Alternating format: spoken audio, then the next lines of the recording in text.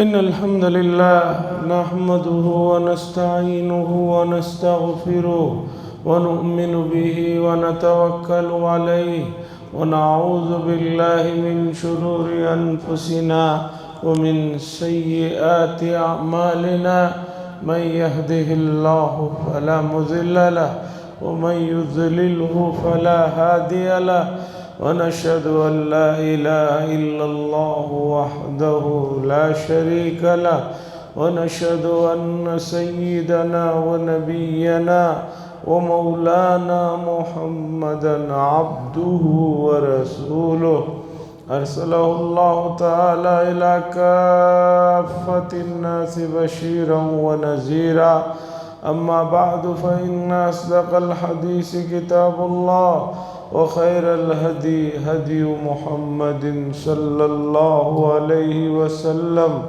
وشر الأمور محدثاتها وكل محدثة بدعة وكل بدعة ضلالة وكل ضلالة في النار. قال الله تبارك وتعالى في القرآن المجيد والفرقان الحميد وإياي فارهبون. وقال تعالى إن بطش ربك لشديد. وقال تعالى يوم يفر المرء من أخيه وأمه وأبيه وصاحبته وبنيه لكل امرئ منهم يومئذ شأن يغنيه. وقال صلى الله عليه وسلم لا يؤمن أحدكم حتى يكون هواه تبعا لما جئت به أو كما قال صلى الله عليه وسلم. عزیزان محترم، ایام ہفتوں میں اور ہفتے مہینوں میں اور مہینے سالوں میں اور سال صدیوں میں بہت تیزی سے گزرتے جا رہے ہیں. ایسا لگتا ہے گزرے ہوئے کسی کو 40 سال ایسا دکھ رہے ہیں جیسے کوئی خواب ہے، کل ہی کی بات ہے ایسا لگ رہا ہے. لیکن 40 سال میں وہی ہر سال میں 12 مہینے رہے ہیں، ہر مہینے میں 30 31 29 دن رہے ہیں، پھر ہر ہفتہ رہا ہے، ہر ہفتے میں 7 دن رہے ہیں، پھر ہر دن میں 24 گھنٹے رہے ہیں اور ہر گھنٹے میں 60 منٹ رہے ہیں اور ہر منٹ میں 60 سیکنڈ رہے ہیں.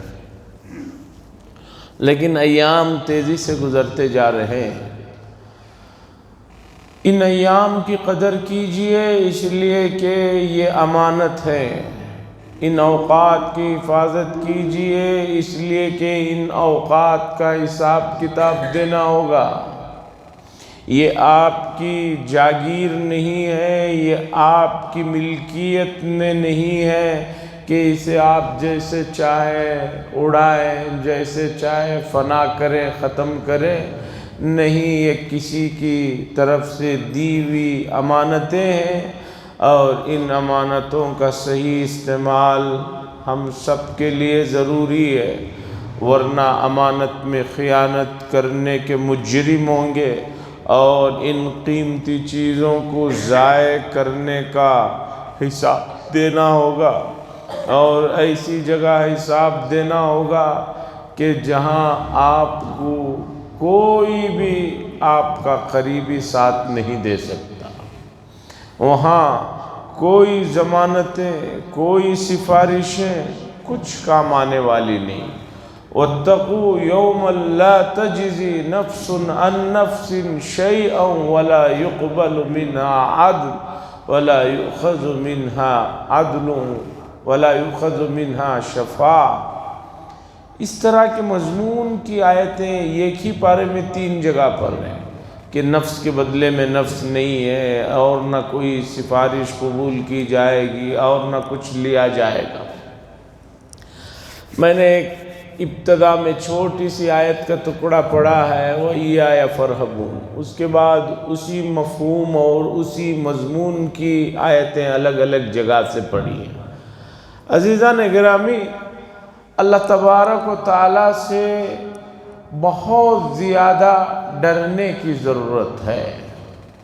آج اللہ تبارک و تعالیٰ کا ڈر اور خوف جو ہے بندوں کے دلوں سے نکل چکا ہے، اور اللہ فرما رہے ہیں وَإِيَّايَ فَارْهَبُونَ، اور مجھ سے ہی ڈرتے رہو، صرف مجھ سے ڈرنا ہے اور کسی سے ڈرنے کی ضرورت نہیں۔ لیکن امت کا اور انسانوں کا حال جو ہے، انسان سے ڈر رہا ہے، جانوروں سے ڈر رہا ہے، اپنے دوسری تیسری چیزوں کا خوف ہے۔ اگر ڈر نہیں ہے تو جو ہے اللہ تبارک و تعالیٰ کا ڈر نہیں ہے۔ اللہ نے فرمایا اِنَّ بَطْشَ رَبِّكَ لَشَدِيدٌ، کہ بے شک میری جو پکڑ ہے وہ بڑی سخت ہے، ایسی سخت ہے کہ اس سے کوئی چھٹکارا نہیں دلا سکتا۔ عزیزان گرامی، اللہ سے ڈرنا چاہیے، اور اللہ کی ذات بڑی بے نیاز ہے، انہیں کسی بھی قسم کی، کسی بھی طرح کی کوئی ہماری مدد یا ہماری ضرورت انہیں نہیں ہے۔ مفسرین نے لکھا ہے، کوئی آدمی سبحان اللہ کہتا ہے، اللہ کی پاکی بیان کرتا ہے، تو اس سے اللہ کی پاکی میں کوئی اضافہ ہونے والا نہیں ہے کہ آپ کے پاکی بیان کرنے سے اللہ کی پاکی میں اضافہ ہو رہا ہے، بلکہ آپ اللہ کی پاکی بیان کر کے خود اپنے آپ کو پاک صاف کر رہے ہیں۔ خود آپ اپنے آپ کو پاک صاف کر رہے ہیں۔ اللہ تبارک و تعالیٰ کی پسند اور اللہ تبارک و تعالیٰ کا جو معیار ہے اسے جاننے کی اور اسے سمجھنے کی ضرورت ہے۔ یہ تو اللہ کا بڑا فضل و کرم ہے، اس نے انبیاء اور آخر میں سید الانبیاء حضرت محمد رسول اللہ صلی اللہ علیہ وسلم کو بھیج کر اپنی پسند اور وہ کیا چاہتے ہیں ان چیزوں کو تفصیل سے ہمارے سامنے رکھ دیا۔ اگر نہ رکھتے اور یہ کہہ دیا جاتا کہ بھئی آپ ہماری جو پسند ہے اسے بجا لاؤ، تو کسی انسان کے اندر اتنی طاقت نہیں ہے کہ وہ اللہ کی پسند کو جانتا اور اس کے مطابق زندگی گزارتا۔ ایک واقعہ سناتا ہوں انسان کی کم علمی اور بے بسی کا۔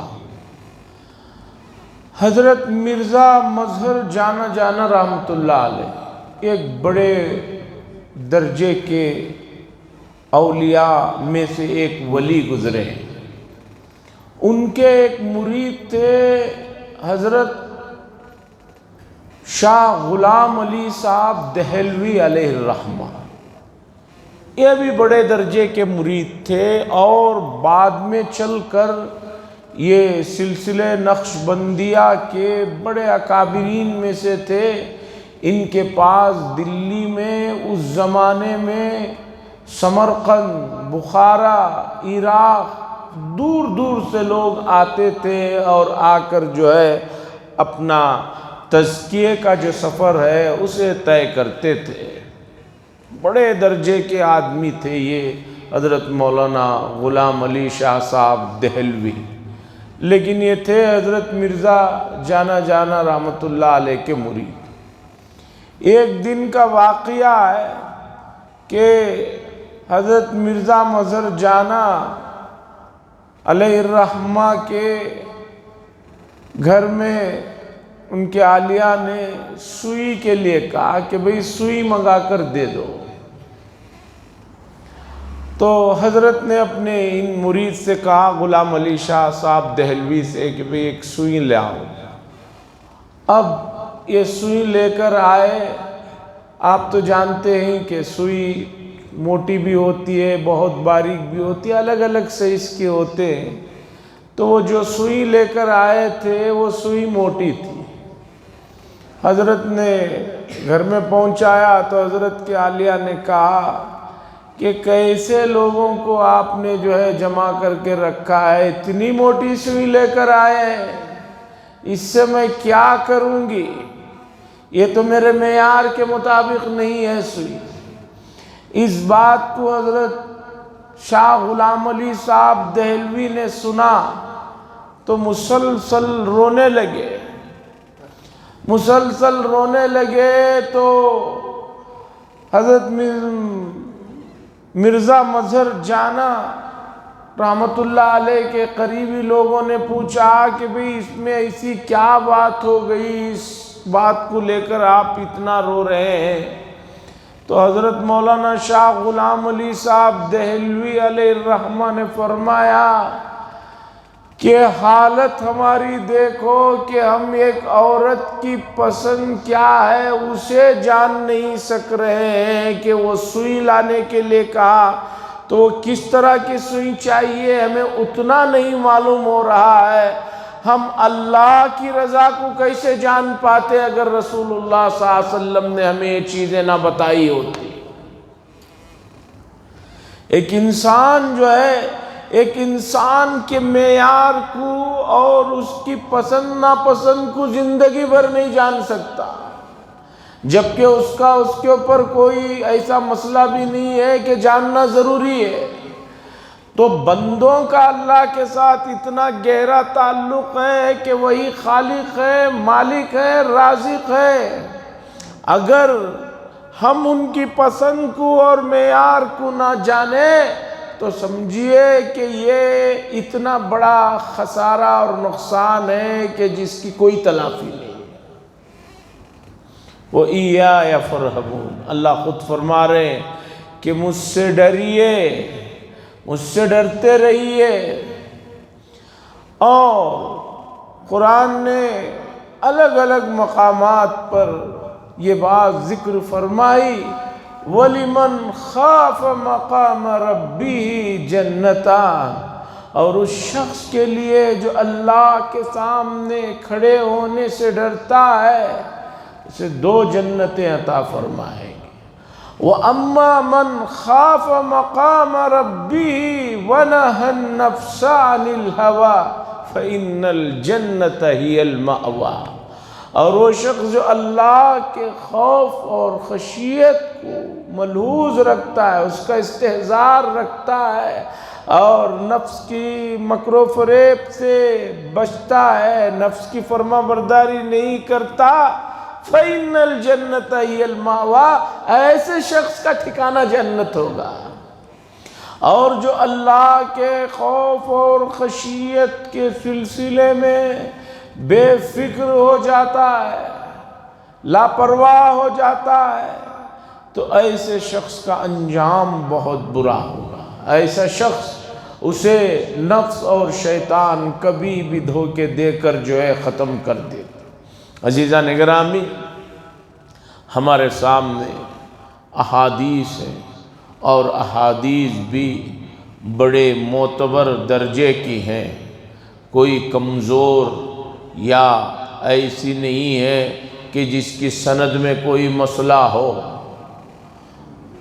روایت میں آتا ہے کہ رسول اللہ صلی اللہ علیہ وسلم جب بھی ہوائیں چلنے لگتی اور بادل آسمان میں گھٹائیں چھانے لگتی، یعنی بارش آنے سے پہلے جو بادل آتے ہیں، ہوائیں چلتی ہیں، جو ہی ایسا ماحول ہوتا تو رسول اللہ صلی اللہ علیہ وسلم بہت گھابرے ہو جاتے، پریشان ہو جاتے، اور گھر سے مسجد، مسجد سے گھر، اور جو ہے اس کے بعد نماز پڑھنا اور لمبی دعاؤں میں لگ جاتے تھے۔ سیدہ عائشہ رضی اللہ تعالیٰ عنہ نے فرمایا، یا رسول اللہ صلی اللہ علیہ وسلم، یہ بادلیں تو بارش برسانے والے ہیں، ٹھنڈی ہوائیں اللہ کی آنے والی رحمت کے جو اشارے دے رہے ہیں، ایسے موقع پر آپ کا چہرے کا رنگ متغیر ہو جاتا ہے، آپ پریشان ہو جاتے ہیں، ادھر ادھر ہونے لگتے ہیں، کیا بات ہے؟ رسول اللہ صلی اللہ علیہ وسلم نے فرمایا سیدہ عائشہ رضی اللہ تعالیٰ عنہ سے کہ عائشہ، قوم عاد کے لوگوں نے بھی یہی کہا تھا۔ قوم عاد ایک قوم گزری، اس قوم کے لوگوں نے نبی کو بہت جھٹلایا، تو اس کے بعد ان پر جو عذاب متعین کیا گیا اس کا طریقہ یہ ہوا کہ 7 دن تک مسلسل ایسی گرمی اور اس شدت کی جو ہے حرارت رہی کہ لوگ گھروں سے بے چین ہو کر باہر نکل گئے۔ پینے کے لیے پانی کا مسئلہ ہو گیا، چھوٹے جو ندیاں اور نالے تھے سب خشک ہو گئے۔ 7 دن ایسی گرم ہوائیں چلی ہیں، ایسی بے چینی کا عالم رہا کہ ہر آدمی گھر چھوڑ کر باہر نکل گیا، اور نکلنے کے بعد دیکھا کہ جو ہے اوپر آسمان میں ایک بادل چھا رہا ہے، جو بارش کے آثار کی جو ہے علامتیں ہوتی ہیں۔ تو پوری قوم کہ بھئی اب گرمی ختم ہونے والی ہے، بادل چھا رہا ہے، سایہ ہو رہا ہے، پوری کی پوری قوم جو ہے وہاں پر جا کر اس بادل کے نیچے جمع ہو گئی اور کہنے لگے ھذا عارض ممطرنا، یہ تو برسنے والے بادل ہیں، اب بارش ہونے والی ہے۔ پورے کے پورے جو ہے اس بادل کے نیچے 7 دن کی اس گرمی اور اس بے چینی کے بعد بے چین ہو کر اس سائے کو دیکھا، آسمان کے بادلوں کو دیکھا، تو بادل کے نیچے پورے کے پورے جمع ہو گئے۔ اس کے بعد اللہ تبارک و تعالیٰ نے آسمان سے بارش کے بجائے وہ آگ برسائی، وہ چنگاریاں برسائی کہ پوری کی پوری قوم تباہ و برباد ہو کر رہے گی۔ مفسرین نے اس آیت کے ذیل میں وہ تمام تفصیلیں جمع کی ہیں۔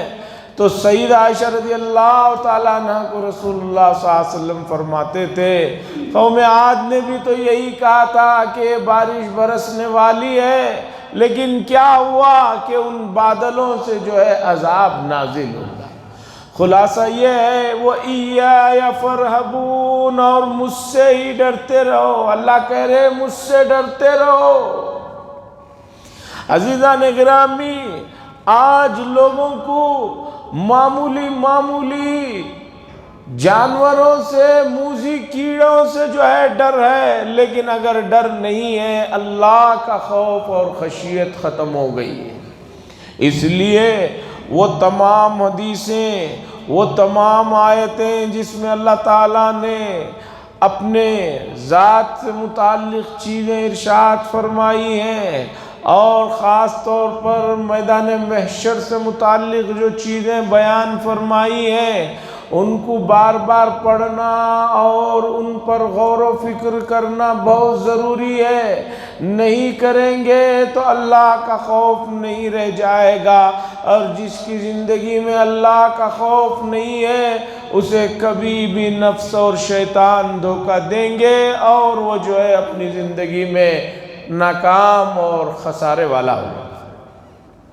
عزیزان گرامی، میدان محشر کا جو تذکرہ قرآن میں ہے اور احوال آخرت کے جو احوال کی تفصیلات ہیں، اسے آپ اندازہ نہیں لگا سکتے۔ اس کی شدت کا، اس کی ہولناکیوں کا آپ اندازہ نہیں لگا سکتے۔ تفسیر قرطبی میں یہ واقعہ ذکر کیا ہے، علامہ قرطبی علیہ الرحمہ مشہور مفسر ہے، کہ ایک آدمی، جوان آدمی جس کے پورے سر کے داڑھی کے بال سیاہ تھے، کالے تھے، وہ ایک رات میں سوتا ہے، صبح جب اٹھتا ہے تو اس کے پورے سر کے بال سفید ہو چکے ہیں، داڑھی کے بال سفید ہو چکے ہیں۔ لوگوں نے کہا بھئی یہ کیا ہو گیا؟ رات میں تو جب تم سوئے تھے تو تمہارے سر اور داڑھی کے بال سیاہ تھے، اب صبح اٹھے ہو تو بالکل سفید ہو گئے، کیا معاملہ پیش آ گیا؟ اس آدمی نے بتایا کہ رات میں تھوڑی دیر کے لیے میدان محشر کی جو ہولناکیاں ہیں انہیں میں نے خواب میں دیکھا. اس خواب میں دیکھنے کا یہ شاید نتیجہ ہے. آدمی خواب میں تھوڑی دیر کے لیے میدان محشر کا منظر دیکھتا ہے تو اس کا عالم یہ ہے کہ اس کے بال کالوں سے سفید ہو جاتے ہیں. اب ذرا سوچئے اسی میدان میں اسی ہولناکیوں میں حساب کتاب تک ہر آدمی کو کھڑا رہنا ہے تو کیا عالم ہوگا، وہاں کی شدت کا کیا عالم ہوگا. قرآن میں سورہ حج میں اللہ تعالیٰ نے بہت ہی تفصیل کے ساتھ جو میدان محشر کے واقعے کو ذکر کیا، آپ سنیں گے تو اندازہ ہوگا کہ کیسا منظر ہوگا. اللہ فرماتے ہیں یا ایھا الناس اتقوا ربکم ان زلزلۃ الساعۃ شیء عظیم. اے لوگو اللہ سے ڈرو، بے شک قیامت کا جو زلزلہ ہوگا وہ بڑا ہی خوفناک ہوگا، بڑا شدت والا ہوگا. اور زلزلے کی شدتوں کا اندازہ لگائیے. ماہرین کہتے ہیں کہ اتنے پوائنٹ اتنے زلزلہ آنے کی وجہ سے اتنے شہر اور ملک تباہ و برباد ہو کر رہ گئے. 5-6 سیکنڈ کے لیے سونامی کا زلزلہ آیا تھا. اتنا بھیانک زلزلہ تھا کہ اس زلزلے کے لپیٹ میں جو ملک خاص طور پر جاپان اس لپیٹ میں آیا، پھر جب وہ سدھرا ہے تو انہیں اپنے ملک کا نقشہ دوبارہ ترتیب دینا پڑا، اس لیے کہ زلزلے سے پہلے جو ملک کا نقشہ تھا زلزلے کے بعد ملک اس مقدار میں اور اس حیثیت میں باقی نہیں رہ گیا تھا.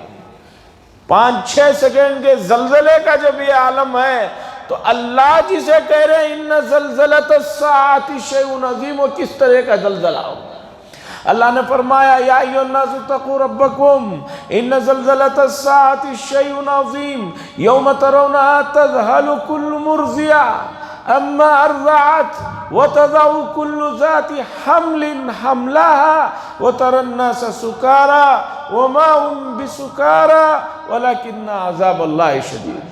قیامت کے زلزلے اور اس کی شدت کا عالم یہ ہوگا، دودھ پلانے والی عورتیں اپنے بچوں کو بھول جائیں گی، اور دودھ پلانے والی عورتیں اپنے بچوں کو بھول جانا جو بہت زیادہ اپنے بچوں سے محبت کرتی ہیں، اس بات کا ثبوت ہے کہ اس کی خوفناکی کی وجہ سے انہیں کچھ ہوش نہیں رہے گا، بچوں کو بھلا دیں گی. اور حاملہ عورتیں اپنا حمل ان کا وضع ہو جائے گا اور ان کو اندازہ بھی نہیں ہوگا. اور اللہ نے فرمایا اے مخاطب تو دیکھے گا اس دن لوگوں کو کہ وہ نشے میں ہیں، حالانکہ وما هم بسکارى، انہوں نے کوئی نشے کی چیز استعمال نہیں کی ہے. ولکن عذاب اللہ شدید، لیکن یہ اللہ کا عذاب ہے جو بڑا سخت ہے. عزیزان گرامی، بتانا یہ ہے کہ اللہ کا خوف پیدا کریے، اور اللہ کے خوف کے بغیر آدمی اپنے نفس اور شیطان سے مقابلہ کرنا اس کے لیے مشکل ہے.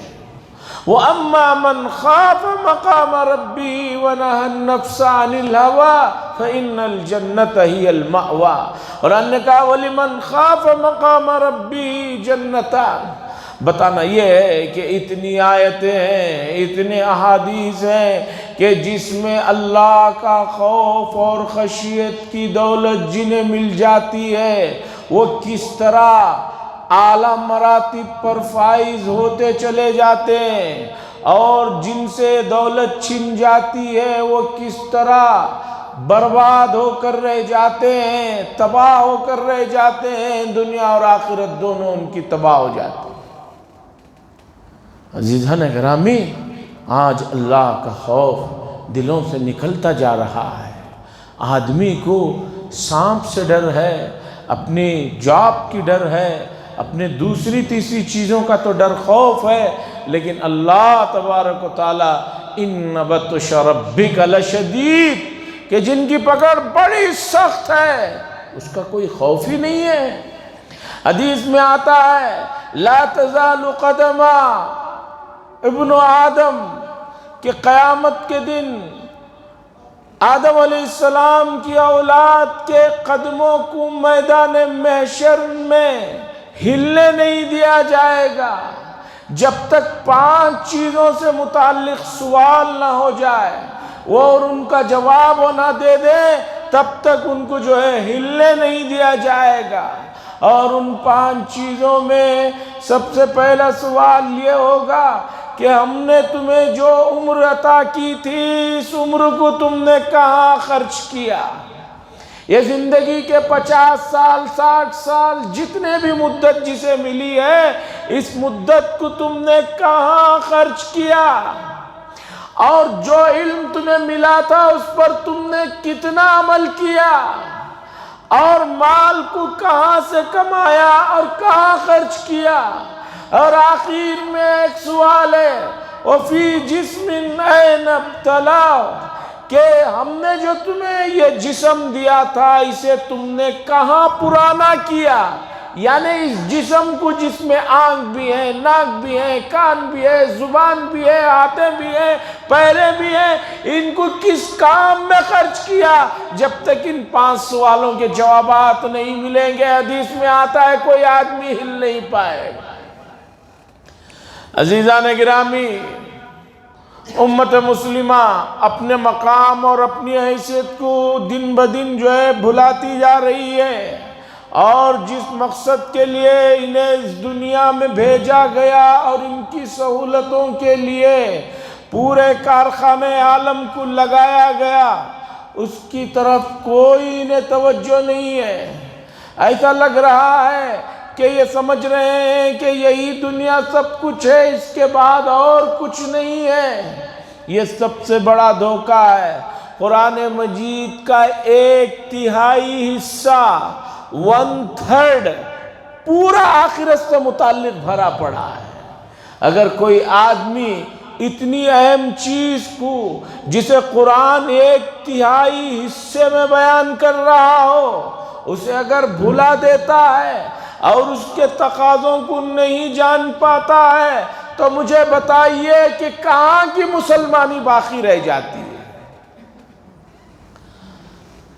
ہمارا تو اہل سنت والجماعت کا یہ عقیدہ ہے کہ ایک آدمی ایک آیت تو چھوڑیے ایک حدیث کو بھی نہ مانے یا اس کا انکار کرے تو وہ مسلمان نہیں رہ سکتا۔ ایک سنت کے انکار پر ایمان جا سکتا ہے تو قرآن کا 1/3 حصہ 1/3 پورے کا پورا آخرت سے متعلق بھرا ہوا ہے۔ اتنے بڑے حصے سے غفلت، اتنے بڑے حصے سے لاپرواہی اور بے توجہی اور اس کے تقاضوں کو نہ سمجھنا یقیناً جو ہے اس سے بڑی کوئی اور آفت نہیں ہے، یقیناً اس سے بڑھ کر کوئی اور مصیبت نہیں ہو سکتی۔ عزیزان گرامی، میدان محشر کے منظر کے سلسلے میں جو احادیث آئی ہیں ان احادیث کو پورے تو کیا اس کا 10% حصہ بھی سنانا مشکل ہے، اس لیے کہ مختصر وقت کے لیے ہم لوگ جمع ہوتے ہیں اور اس مختصر وقت میں بھی لوگ جو ہے ذہن کبھی ادھر بھٹک رہا ہے کبھی ادھر بھٹک رہا ہے۔ مسجدوں میں باہر اعلان لگا ہوا رہتا ہے، بار بار بولا جاتا ہے، پھر بھی جو ہے 10 منٹ کے لیے آدمی اپنے موبائل فون کو بند کرنے کے لیے تیار نہیں ہے۔ اب آپ دیکھیے جمعہ کی نماز سے پہلے بھی اعلان ہوتا ہے عین وقت میں کہ بھی موبائل فونوں کو بند کر لیں، لیکن آپ دیکھیں گے 2 رکعات نماز میں بھی کئی مرتبہ لوگوں کے موبائل بجتے رہتے ہیں۔ اللہ کا ڈر، اللہ کی عبادت گاہوں کا احترام کیا اس درجے کا رہ گیا ہے؟ مشہور واقعہ ہے حضرت سفیان ثوری علیہ الرحمہ کا۔ حضرت سفیان ثوری بڑے کبار محدثین میں سے ہیں، اسی طرح اولیاء کبار میں سے ہیں۔ حضرت سفیان ثوری کا واقعہ ہے، سفیان ان کا نام ہے، ثور جو ہے بیل کو گائے کو کہا جاتا ہے۔ واقعہ یہ ہوا کہ ایک مرتبہ یہ اللہ کے گھر مسجد میں داخل ہو رہے تھے، بہت سنتوں کا اتباع کرنے والوں میں سے تھے، لیکن کسی غفلت اور وقتی ذہن سے ذہول ہو گیا اور جو ہے یہ مسجد میں داخل ہوئے۔ تو حدیث میں تو حکم ہے مسجد میں داخل ہوتے ہوئے سیدھے پیر کو اندر رکھو، غفلت اور کسی ذہول کی وجہ سے یہ سیدھے کے بجائے بایاں پیر یعنی لیفٹ جو ہے قدم جو ہے مسجد میں رکھ دیا گیا۔ ایک آواز آئی جس میں کہا گیا کہ کہاں بیلوں کی طرح چلے جا رہے ہو؟ جانور ہوتے ہیں جنہیں کوئی جو ہے علم نہیں ہوتا، وہ جیسے چاہے جہاں چاہے گھس جاتے ہیں۔ ایک مرتبہ ایک سنت کی خلاف ورزی جو غفلت اور بے پرواہی میں ہو گئی، قدم سیدھے کے بجائے الٹا قدم مسجد میں رکھ دیا، تو اوپر سے کہیں سے آواز آتی ہے کہ بیلوں کی طرح کہاں گھسے چلے جا رہے ہو؟ یعنی ہمارا گھر ہے، یہ ہمارے گھر کا احترام ہے، اس کا طریقہ ہے داخل ہونے کا، اس کا طریقے کے خلاف جو ہے وہ تو جانور کرتے ہیں۔ اس کے بعد کہتے ہیں پوری زندگی سور کا لفظ انہوں نے اپنے نام کے ساتھ لگائے رکھا۔ آج حضرت سفیان کے بعد سوری ان کو کہا جاتا ہے، اس لفظ کو، بیل کے لفظ کو انہوں نے اپنے نام کا جز بنا کر رکھ لیا۔ عزیزان گرامی، اللہ کا گھر ہے، اس کا احترام اور اس کے خوف اگر کسی کے دل میں نہیں ہے تو اس سے زیادہ جو ہے دکھ کی کوئی بات نہیں۔ بات یہ ہو رہی تھی میدان محشر سے متعلق جو روایتیں آئی ہیں، جس میں آتا ہے کہ ہر آدمی اپنے اعمال کے نحوست کی اتنی چھائی ہوئی رہے گی کہ ایک ایک آدمی اسی کے حساب سے پسینے میں ڈوبا ہوا ہوگا۔